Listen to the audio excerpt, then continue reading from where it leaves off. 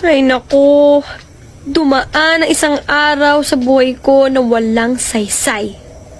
Sayang naman ang outfit ko at ang makeup ko. Wala man lang dumating na lalaki para ang kayo ng puso ko. Wala. Yak, Mare ha, masyado ka madrama. Isa ka bang pa-victim? Okay lang yan. Focus ka lang. Yung ikaw na ngayon gumawa ng masama sa kapwa mo, ikaw pa yung galit? Oh, talent yan. Kaya focus ka lang. Kapalan mo pa mukha mo, shoot ka. Ang mga 5 layers. Para intense.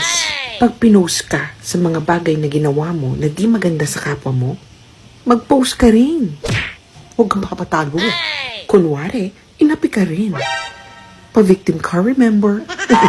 Dapat malinis ka. Yung hiyang-hiya sila sa'yo. Dahil grabe ang iyong kalinisan. Kumikinang. Magpaawa ka sa social media.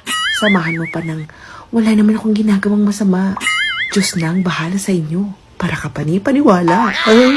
Galingan mo ang acting skills mo. Dapat, parang ikaw yung aping-api. Pangtama sa ward, gano'n. Mukhang makinis. Pero sa totoo, hindi naman makinis. Filter lang.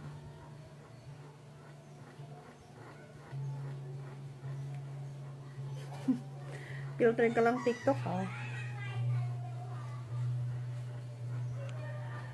Lord, totoo ba yung sinasabi nila na dadating yung tamang tao sa tamang oras at saka sa tamang panahon?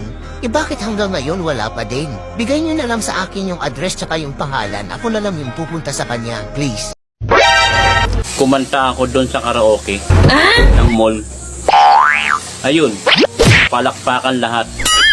Wow. Nung pinalabas ako ng guard.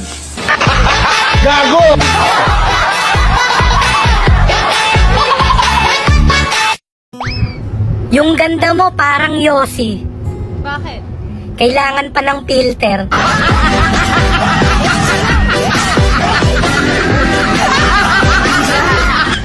Alam mo, gala ka ng gala. Sayang pera.